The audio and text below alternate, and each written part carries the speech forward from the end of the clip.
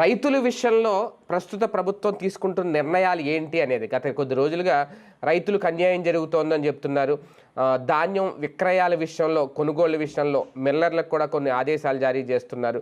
కాకపోతే ఇక్కడ చాలామందికి అర్థం కాని విషయం ఏంటి అంటే, బాబు గారు రైతు నేస్తం, బాబు గారిది చంద్రబాబు గారిది రైతు ప్రభుత్వమే, అధికారులే సరిగ్గా పనిచేయట్లేదు, అధికారులే ఇంకా నిబంధనలను సరళతరం చేయట్లేదు అనే యాంగిల్లోనే టీడీపీ మీడియా రాసుకొస్తున్న ప్రస్తుతం జరుగుతున్న ప్రచారం ఏంటి? రైతుల పేరుతో, ధాన్యం కొనుగోలు పేరుతో కొత్త రాజకీయాన్ని తెర మీద తీసుకొస్తున్నారా? నిజంగా ఒక భవిష్యత్తులో ఏమన్నా భారీ మార్పులు చేయబోతున్న నేపథ్యంలో ముందస్తుగా ముందరకాలకు బంధం అన్నట్టుగా ఈ తరహా ప్రచారాలు ఏమైనా చేస్తున్నారా రైతుల విషయంలో? అసలు ఏం జరగబోతోంది? ఇదే అంశం మీద చర్చించే ప్రయత్నం చేద్దాం. సార్, ఒకటి ఇక్కడ క్లియర్గా వీళ్ళు రాసుకొస్తున్నది చెప్తున్నది, ఎందుకంటే ఇప్పటివరకు రైతులకు సంబంధించి ఆర్బీకేలనే ఉన్నాయి. రైతు భరోసా కేంద్రాల్లో రైతుకు కావాల్సిన అన్ని సలహాలు సూచనలతో పాటు వాళ్ళు ఏ సీజన్లో ఏ పంట వేయాలి, ఎలాంటి ఎరువులు వాడాలి, ఇవన్నీ అందుకోసం పెట్టారు జగన్మోహన్ రెడ్డి గారు. కానీ ఇప్పుడు చెప్తున్నది ఏంటంటే, ఇంతకుముందు పొదుపు సంఘాలు, జిల్లా మార్కెటింగ్ కేంద్రాలు, సొసైటీలు, వాటి ద్వారా ధాన్యాలు కొనుగోలు అమ్మకాలు జరిగేవి, మిల్లర్లు కూడా అక్కడికి వచ్చి కొనుక్కొని తీసుకెళ్లేవారు, ఏ ఇబ్బంది ఉండేది కాదు అనేది. ఓకే, మొన్న 5 ఏళ్లలో జనాలు చాలా ఇబ్బంది పడ్డారు అనేది.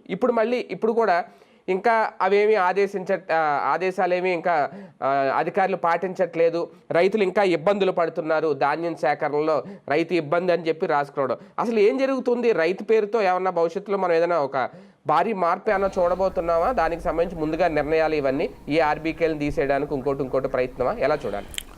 కొండ నాలికకి మందు వేస్తే ఉన్న నాలిక ఊడింది అంటారు. ఇప్పుడు ఇవాళ మీరు చెప్పింది ఈనాడులో వచ్చినటువంటి కథనం. ఈ కథనంలో రాసినటువంటి వ్యవస్థలు బ్రోకర్లుగా మారి రైతుల్ని పీడించుకు తినటం వలన ఇప్పుడు అదంతా సవ్యంగా ఉంటే 2019లో కొంచెం సీట్లు ఎందుకు వస్తాయి తెలుగుదేశానికి? అంత దారుణ ఓటమి ఎందుకు ఉంటుంది? అక్కడ దోచుకుంటున్నారనినే కదా గ్రామీణ ప్రాంతాల్లో భారీ ఓట్లేసి గెలిపించింది జగన్ని. దానికి జగన్ ఆల్టర్నేటివ్ చూసింది. ఎందుకు? పాదయాత్ర సందర్భంలో రైతులు చెప్పడంతో తను ఆల్టర్నేటివ్ ఏర్పాటు చేసింది రైతు భరోసా కేంద్రం. రైతు భరోసా కేంద్రంలో కాగితం చూపెడితే అక్కడ తీసుకెళ్తారు, ఇది అనేటటువంటిది. అయితే జగన్ చివరి ఏడాది ఈ ఏం లేదండి, ప్రతి ప్రభుత్వ ఉద్యోగి అందిన గాడికి సంపాదించాలనుకుంటున్నాడు. ఇందులో ఎథికల్ ప్రాక్టీసెస్ ఇట్లాంటి మాటలు అనవసరం అనుకుంటున్నాడు. అదేమంటే ఎవడికి కష్టాలు లేవు, ఎవడు తింటలేదు అనే మాటతో తినాలనుకుంటున్నాడు. ఈ తినేటటువంటి వాళ్ళు తమ బాధ్యతల నుంచి పక్కకి తప్పుకుంటా ఉంటే ప్రభుత్వాలు దాని వెనకాలే పడుతున్నాయి, అవునంటూ కూర్చుంటున్నాయి, లేదా వాళ్ళని చేయించుకోలేకపోతున్నాయి. ప్రభుత్వం ఒక విధానం పెట్టాల్సింది ఫెయిల్ అయింది. అక్కడ రైతు భరోసా కేంద్రం నేనేమంటానంటే, రైతు భరోసా కేంద్రానికి ఒక గోడౌన్ అనుసంధానం, దానివంతా తేవాలా, అక్కడ పెట్టాలా, రైస్ మిల్లర్ అక్కడికి వచ్చి కొనుక్కుపోవాలా, సింపుల్ లాజిక్ ఇక్కడ. కానీ ఏం జరిగింది? ఈ రైతు భరోసా కేంద్రాల్లో చివరి ఏడాది జరిగింది. లాస్ట్ ఇయర్ ఫెయిల్ అయ్యాడు జగన్. అదే జగన్కి బాగా దెబ్బ కొట్టి బ్రోకర్లు తీసుకెళ్ళి ఇవ్వడం ప్రారంభించారు. అది మైనస్ అయింది. అంటే రైతు భరోసా కేంద్రాల కంటే కూడా బ్రోకర్ల ద్వారా ధాన్యం వెళ్ళడం జరిగింది. బ్రోకర్ ఎప్పుడైతే వస్తాడో ఇష్టం వచ్చినట్టు దోచుకుంటాడు. యాక్చువల్గా ఇప్పుడు ఎంత రావాలంటే 2300 రూపాయలు రావాలి క్వింటాకి. 2300 రావాలి. రావాల్సినటువంటి సందర్భంలో అక్కడ ఏం జరుగుతున్నది? మెయిన్ ప్రభుత్వానికి చిత్తశుద్ధి ఉంది. ఏంటది?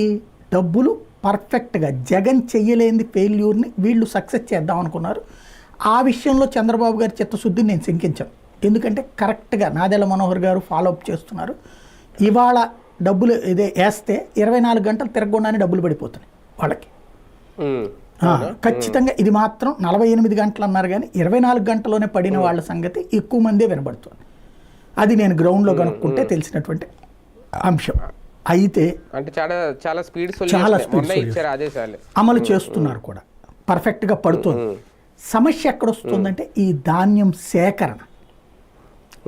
జగన్ హయాంలో ఈ రవాణా ఛార్జీలు, తర్వాత దాన్ని ఏమంటారు గోతాం ఛార్జీలకని 30 రూపాయలు ఇచ్చేవాళ్ళు క్వింటాకి. ఇప్పుడు వీళ్ళు దాంట్లో ఇంకో 20 పెంచి 50 రూపాయలు ఇస్తున్నారు. అయితే ఇది సమస్య ఎక్కడొస్తుందంటే, మీ దగ్గర 1 ఎకరం ఉందనుకోండి, ఒక 20 క్వింటాళ్ళే పండితే ఎట్లా తీసుకెళ్తారు? ఒక ట్రాక్టర్ 1500 అడుగుతున్నారు. ట్రాక్టర్ అది కూడా దగ్గరలో అయితే. దూరం అయితే కనుక 3,000 4,000 అడుగుతారు. మొయ్యడం ఎలా, కూలి అదొక ఛార్జ్. వీళ్ళే మోయగలిగితే నో ప్రాబ్లం, లేకపోతే దానికి దీనికి కలిపి 3,000 అయిపోతుంది. ఒక ఎకరా 2 ఎకరాలు ఉన్న వాళ్ళకి కష్టం. అయితే ఊళ్ళో ఎలాంటి గొడవలు లేకుండా ఒకళ్ళకొకళ్ళు సర్దుకునే చోట ఏ ప్రాబ్లం లేదు. అక్కడ 4-5 కలిసేసి ట్రాక్టర్లు ఎక్కించుకుని తీసుకెళ్తున్నారు.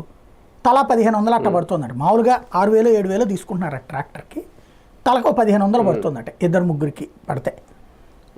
అంతవరకు బాగుంది. కాకపోతే ఇక్కడ ధాన్యం తీసుకునేటప్పుడు మామూలుగా అంటే మీకు ఎట్లా ఉంటుంది, ఇదివరకు రైతు బజార్లో చూసుంటారు, బాగా గుర్తు నాకు. రైతు బజార్లో వచ్చిన కొత్తల్లో స్టోరీస్ కూడా చేసాం. ఇప్పుడు మామూలుగా మీరు ఒక షాపు దగ్గరికి వెళ్తే, ఇది కూరగాయల షాప్ దగ్గరికి, ఆ కాటాలో ఓ చిన్న తేడా ఉంటుంది. కేజీ అని చెప్పేదాంట్లో 900 గ్రాములే పడతాయి మీకు, తర్వాత వెళ్ళి మంచి కాటాలో కొలిస్తే. అదే రైతు బజార్ ఉన్నప్పుడు ఆ రైతులే స్వయంగా తెచ్చి అమ్మినప్పుడు ఇంకో 100-150 గ్రాములు ఎక్కువ వేసేవాడు. అంటే మీ కేజీ మీకు వేసి ఒక గుప్పెడు మిరపకాయలో ఒక గుప్పెడిదో వేసేవాడు. అది రైతుకున్నటువంటి నిజాయితీ. కానీ వ్యాపారి నిజాయితీ నేను చెప్పినట్టు 100 గ్రాములు తగ్గిస్తాడు ఇక్కడ. ఇప్పుడు ఈ మిల్లర్లు ఏం చేస్తున్నారు, అట్లా వచ్చిన వాళ్ళని 5 కిలోలు తీసేయమంటున్నారట. అంటే అందులో తాలు కింద పాడైపోయిన దాని కింద లెక్క 5 కిలోలట. కొన్ని చోట్ల 2 కిలోలు తీసుకుంటున్నారట.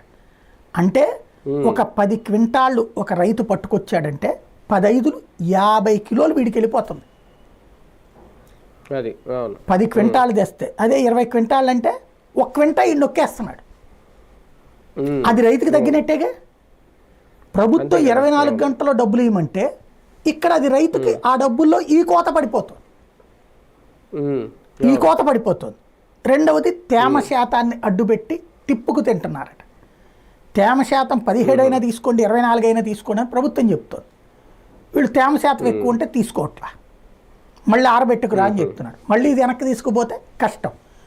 ఇది మీకు నాకు తెలిసి నేను ఈనాడులో ఉన్నప్పుడైతే రైతులకు సంబంధించి రాయలేదు, ఎందుకంటే నాది స్ట్రింగరు, నేను సిటీలో ఉన్న రిపోర్టర్ని.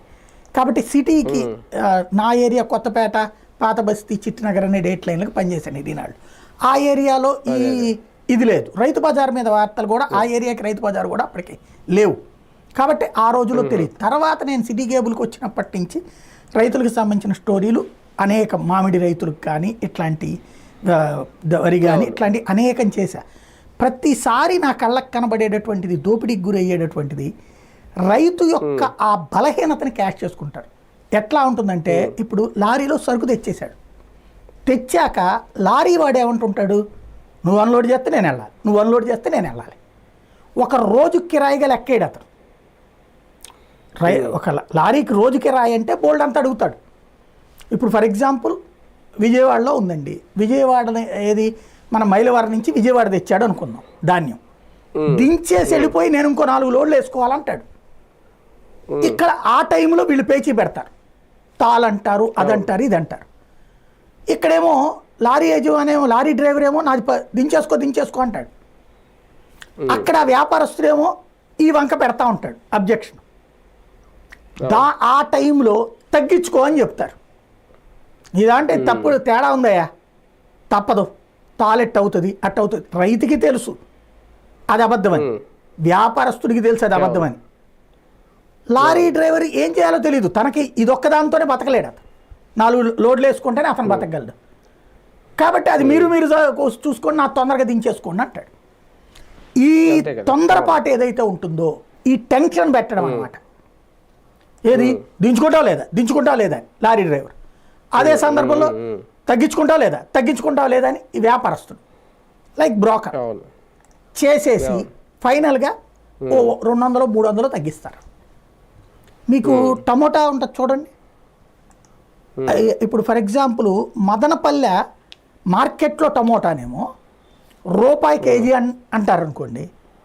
అదే మదనపల్లె ఊళ్ళో చిల్లర కొట్లో అడిగితేనేమో 20 రూపాయలు తీసుకుంటారు కేజీ, కనీసం 10 రూపాయలు చెప్తారు. ఆ సందు ఇదే షాప్ ముందు నుంచి వెళ్తాయి లారీలు. కానీ ఎందుకు అవుతుంది అక్కడ, దించేసుకోవాలి అతను. ఎన్నోసార్లు టమోటాలు తొక్కేశారు, మామిడికాయలు పారబోసారని ఎందుకు చూస్తాం? గిట్టుబాటు కాకపోతే రైతు కోపం వచ్చి అక్కడ పారేసిపోతాడు. అలా పారేసిపోతే దాన్ని కొనుక్కుని దాన్ని ఎత్తుకుపోయి అమ్ముకునే వాళ్ళు కూడా ఉన్నారు. రైతు అనేటటువంటి వాడి కష్టాన్ని దోచుకోవడానికి సకల దరిద్రులు ఉన్నారు. కష్టపడి ఆ రైతు పండిస్తే దాన్ని తినడానికి దరిద్రుల్లో బ్రోకర్లు ఉంటాడు, మిల్లు యజమానులు ఉంటాడు, వ్యాపారస్తులు ఉంటాడు, ఉద్యోగులు ఉంటారు, ప్రభుత్వ ఉద్యోగులు. ఇంతమంది బతికేస్తున్నారు అతని మీద. నాకు మొన్న అనిపించి ఈ కొంతమంది మంత్రుల దగ్గర పబ్లిక్ అడిగారు, మొన్న మధ్య దాని దగ్గరికి వెళ్ళమన్నారు బాబు గారు, వెళ్ళినప్పుడు అడిగారు. ఇట్లాంటి ఈనాడు జ్యోతిలో కూడా వచ్చినాయి వార్తలు. ఈ తర్వాత ప్రజాశక్తి వీటిలో కూడా వచ్చినప్పుడు నేను దాన్ని మనం ఇవన్నీ కూడా గమనించి ఉన్నాం కాబట్టి 1-2 చోట్ల ఫ్రెండ్స్తో మాట్లాడి వీడియో ఒకటి చేశాను. 1-2 నాకు నేను ఎవరో ఒక అగ్రికల్చర్ డిపార్ట్మెంట్ అతను ఫోన్ చేసి, లేదంటే అసలు చాలా బాగా నడుస్తుంది, డబ్బులు టైంకి పడుతున్నాయి అన్నారు. కరెక్టే, మరి ఇది ఎట్లాగా బ్రోకర్ అంటే, బ్రోకర్తో సంబంధం లేదండి, 4 రైతులు కలిసేసి తెచ్చుకుని వేసేస్తున్నారు, వెంటనే వాళ్ళకి డబ్బులు పడిపోతున్నాయి అన్నారు. చాలా మంచిగా ఉంది కదా, అట్లయితే మీది ఏరియా అంటే వాళ్ళ ఏరియా పేరేదో చెప్పాడు. అక్కడ మంచిగా జరుగుతుందేమో, మిగతా ఏరియాలో కూడా అట్లాగే జరుగుతుందేమో అనుకున్నాను నేను. తర్వాత ఇవాళ ఈనాడు చూసిన తర్వాత అర్థమైంది ఏంటి, ఓహో ఇదంతా కొన్ని ఏరియాల్లో అంటే అక్కడ రాజకీయ నాయకులు రైతులు దోచుకోనక్కర్లేదు అనుకున్న చోట, ఉద్యోగి దోచుకోనక్కర్లేదు అనుకున్న చోట, నిజాయితీగా ఉన్న చోట, అంతా నిజాయితీగా ఉన్న చోట జరుగుతుందండి. బాధ్యతగా చంద్రబాబు గారి సహాయం చేరుతోంది, లేదా చంద్రబాబు గారి బాధ్యత చేరుతోంది, నాదెళ్ల మనోహర్ గారి డ్యూటీ అమలవుతోంది. మిగతా చోట్ల ఈ దోపిడీ నడుస్తూనే ఉంది. కానీ ఓవరాల్గా అంటే దీని అర్థం ఏంటి సార్? ఇప్పుడు మళ్ళీ ఈ ఆర్బీకేలు తీసేసి మార్కెటింగ్ సొసైటీలు వీళ్ళ ద్వారా ధాన్యం కొనుగోలు చేసే ప్రయత్నం ఏమైనా జరుగుతుందనా? అంటే ఇన్ని ఆదేశాలు ఇచ్చినా సరే ఇంకా అధికారులు దాన్ని పాటించట్లేదు అంటే ఏం చేయాలనుకుంటుంది త్వరలో? ఏం లేదండి, మళ్ళీ బ్రోకర్ల వ్యవస్థ తేవాలని. ఇప్పటికే ఈ ఏడాది బ్రోకర్ల వ్యవస్థ వల్లనే నాశనం అయ్యారు రైతులు. ప్రభుత్వం డబ్బులు ఇచ్చిన బ్రోకర్. ఇక్కడ ఏం జరుగుతుందంటే చాలా ఏరియాల్లో ఇట్లాగే ఈ తాళని ఇదని చెప్పేసి చివరికి అక్కడేం వర్షం వచ్చేస్తుంది, తుఫాన్ అంటున్నారు. అర్జెంటుగా వాళ్ళు ఏం చేయాలి మరి? ఆ టైంలో బ్రోకర్ వస్తాడు, మరి ఏం చేస్తాం, 1500 ఇస్తాం, 1600 ఇస్తాం, 1400 ఇస్తాం అంటారు వీళ్ళు. అంటే ఇక్కడ క్వింటాక్ కాదు వాళ్ళ లెక్క. వాళ్ళు 75 కిలోలకు బస్తా కడుతుంటారు, 75 కిలోలకి ఇట్లా 1400 1500 ఇస్తామంటారు. వీళ్ళు అమ్మేసుకోవాలా? లేదు అంటే ట్రాన్స్పోర్టేషన్ ఇవన్నీ కౌంట్ చెప్తారు. వాడు ఏం చేస్తాడు, లారీ పట్టుకుని వస్తున్నాడు, గోతాలు వేసుకుని వస్తున్నాడు, వాడికి ఇచ్చేస్తున్నారు. వాడు ఏం చేస్తున్నాడు, డైరెక్ట్గా వాడు అమ్ముకుంటే కుదరదు, డబ్బులు పడవు. వాడు కొంతమంది ఈ పంట పండించని మిగతా రైతులు ఉంటారు కదా, వాళ్ళ పాస్బుక్లు, వాళ్ళకి సంబంధించిన క్రెడిట్ డెబిట్ కార్డులు అవన్నీ తీసుకుంటాడు. వాళ్ళకి ఒక 500 1000 ఇస్తానంటాడు. తీసుకుని వాళ్ళ పేరుతో ఇక్కడ అమ్ముతాడు, డబ్బులు వాళ్ళ అకౌంట్లో పడగానే తీసేసుకుంటాడు. ఇది ప్రస్తుతం నడుస్తున్న తీరు. రైట్, చూద్దాం. రైతు ప్రభుత్వంగా చెప్పుకుంటోంది ప్రస్తుతం చంద్రబాబు నాయుడు గారి ప్రభుత్వం. కాకపోతే ఆయన ఆదేశాలు ఇచ్చినా ఇంకా దాన్ని ఎందుకు అమలు చేయట్లేదు అనే ప్రశ్నే ఈరోజు ఈనాడు వేసినా ఎవరు వేసినా. కాకపోతే కొన్ని చోట్ల జరుగుతుంది, కొన్ని చోట్ల ఇంకా పూర్తిగా మిర్లర్ల నుంచి డబ్బులు ఇమీడియట్గా రావట్లేదు, రైతు అందుకే ఇబ్బంది పడుతున్నాడు అనేది. మొత్తం మీద దీని మీద ఇంకా చాలా కసరత్తు ఏమైనా చేయాలా? చంద్రబాబు నాయుడు గారు ఆల్రెడీ ఆయన ఆదేశాలు జారీ చేశారు, రంగంలో దిగారు. ఇంకేమైనా చేయాల్సిన అవసరం ఉందా? చూద్దాం.